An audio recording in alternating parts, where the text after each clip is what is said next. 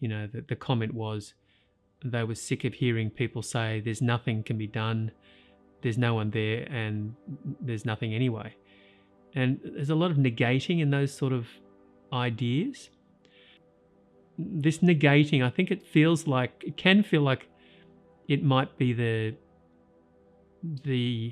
egoic mind once again wanting to have a way that things are. So it's making a decision with negation so it can actually rest on the new knowing that fits into some sort of this awakening weird change that's happened, and says, well, it's not any of those things that I thought it was, so they're not real, they're just negated.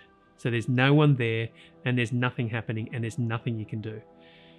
And even that, what's even the need to quantify that? Maybe there's nothing there, maybe there's something there. Maybe there's nothing you can do, maybe there's something you can do. It's not you doing it, but life seems to unfold.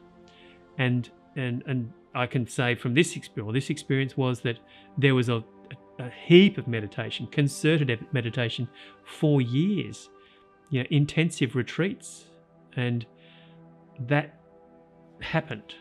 Those things seemed to be actions that were taken by this form, by this biology, by this expression of life, directed itself in a certain way.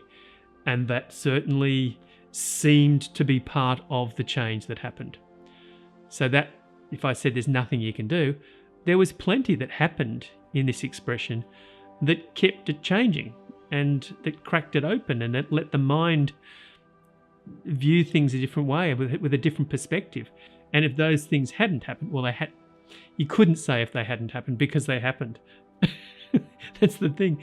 There was no other choice because it's happened.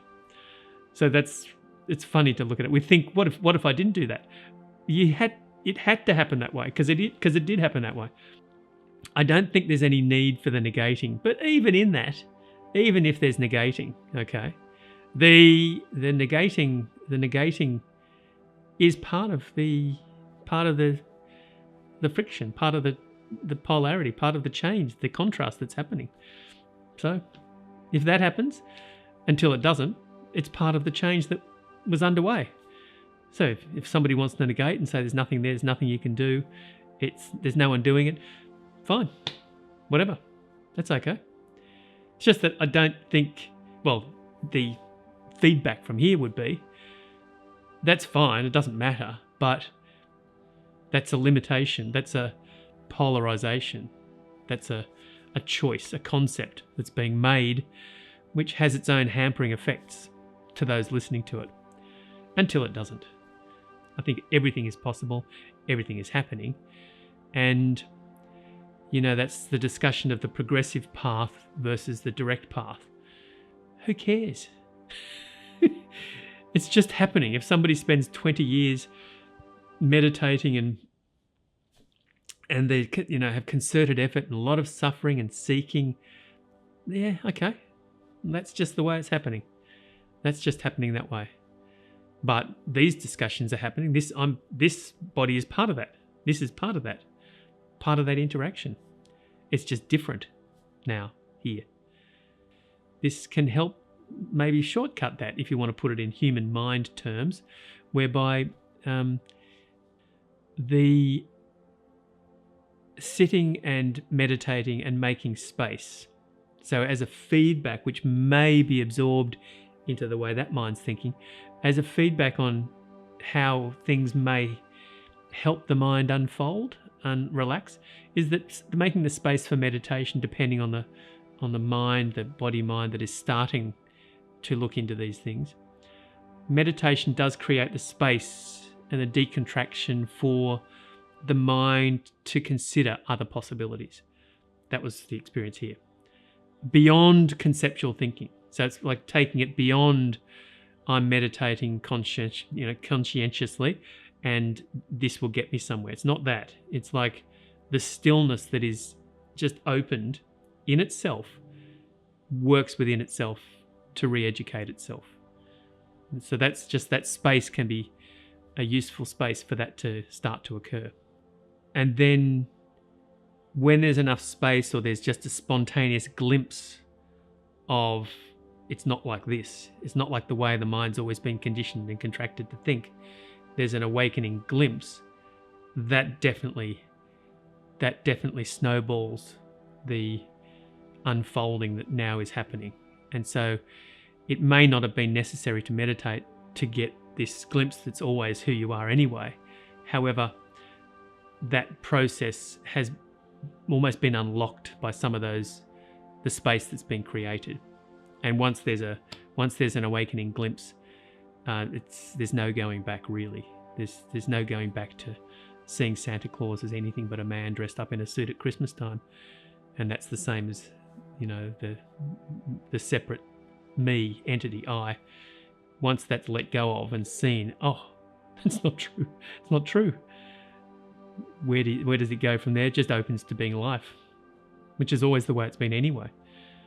It's just that the entity bit is seen as a story, which keeps playing perhaps in whatever capacity and conditioning is in that particular body and mind.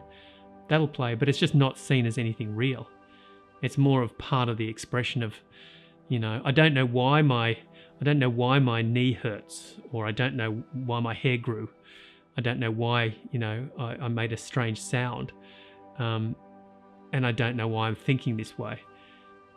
But, it's happening. It's sort of sometimes a bit strange that my thoughts do this. But there's no one really doing those. It's just the life doing what it's doing, including thinking of being me. So it's okay.